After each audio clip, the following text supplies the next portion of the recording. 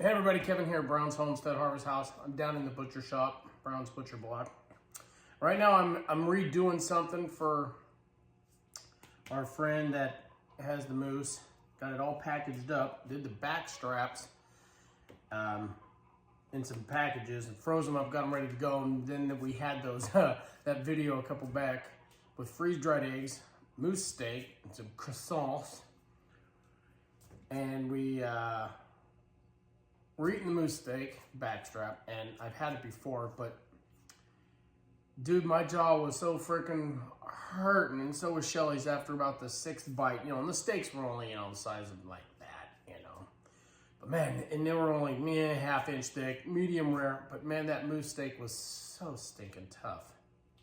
So, we talked to our friends, and he's like, well, I got a cuber, which is right here. So we're gonna cube some steaks, and that tenderizes them. Then you can batter them up or coat them and stuff and make like chicken fried steak or moose fried steak, with eggs and, all that good stuff, potatoes and gravy. But anyways, I'm gonna unwrap them. Then I'm gonna run them through the Hobart Steak Master 401. Mine has a plastic top on them. Some of them have the stainless or chrome. Mine's the plastic. This is a 1963 401 model. I acquired it from a lady that just saw me at the feed store and asked what I did, and I told her. She goes, I got a cuber out in my barn that's been there for 30 years, so I got it for like 20 bucks. Good deal. So anyways, I'm gonna cube it, and there's and I'll show you this. There's two sets of shafts with teeth on it, and they cube it or Swiss it. Swiss it's one way, cube it's the other way. You turn it 90, and I'll show you that. Anyways, it gets going and it tenderizes the meat without you having to put it in a Ziploc or saran wrap and get out the old 20-pound maul from the woodshed and start beating the snot out of it to make it tender and flatten it out. You know what I'm saying? This does the work for you in about 2 seconds.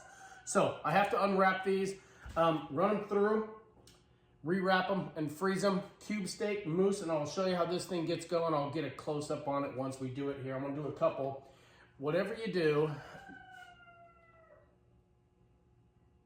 don't get anything caught in there that you don't want cubed, like your beard, your hand, your foot, because it will cube it.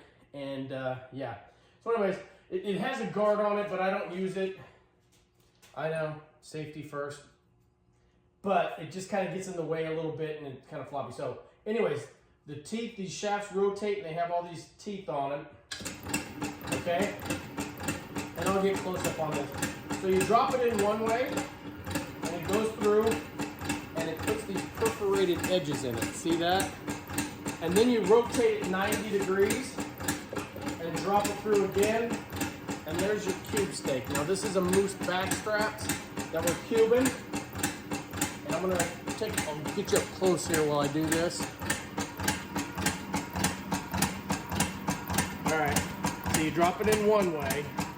So then bad boys have no prejudice about anything. They'll take it and cube it. Right through, comes out and you just rotate it 90. You drop it back through, and there's your cube steaks. Right there. Has a little catch in its kitchen is giddy up, but that's okay. It doesn't affect anything. Just gives you like that syndrome going on. So I'm going to do a couple of these. What I'm doing is I'm putting 5 steaks in one package and repackaging. I'll show you that. So, anywhere they come from, like finger steak size to a little bit more rounded back, the back straps. So we'll kind of vary the sizes because, people eat the meat. And we'll put 5 in there, and I'll run 5 and then shut it off. Okay. And Shelly's made these before. Chicken fried steak way, country fried steak. And holy smokes, they're so good. Sorry, I cut my head off here. Now I'm going to take them right over here, and we'll wrap them, and I'll show you the final package here. So what I'll do is, I'm going to get around to the other side. What we do is we'll get 5 or 6, it depends. Line them up nice. Should be able to see that. Yep. And then put 3 of them down. Put a piece of wax separation paper and put 2 more down. And what I like to do, there's the deli wrap and the butcher wrap. The butcher wrap, you go from one of the 90-degree corners, put it there, fold it over, boom, boom, and then you roll it and tape it. I do what's called a deli wrap, which it's a little bit, I don't know, cleaner looking, and I like it better.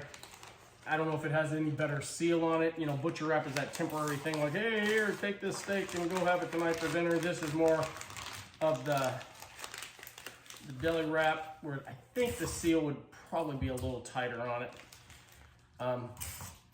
Tape it up. Normally I'm doing the meat, Shelly's doing the wrapping or something like that. So you have it, boom, we date it. Today's date is December 19th. I put a cubed sticker because these are cubed steaks. Not for sale. And Shelly just got a new labeler for us. And it's gonna be able to print out, because we don't have like a moose burger stamp or moose steak stamp. We have elk, bear, deer, burger, beef, and all that, but we don't have any moose. So she bought a nice little labeler, and we can print off moose stuff or pheasant or antelope and stuff. But here's the 2 final products. Comes out like that, not for sale, the date and cube steak. And we may put a little M on there just to signify moose. Shelly's not here, so I'm not using the new labeler. I'm just doing these 8 packs, finishing them off, getting it done, getting it out the door. Hey, thanks for tuning in. I appreciate it. Hit like, subscribe. Don't hit like, don't hit subscribe. I appreciate the people that do follow us and comment and say stuff, and I really appreciate it. Have a Merry Christmas and a happy holiday season. It's December 20th, I believe. Enjoy your family. God bless. Have a good day.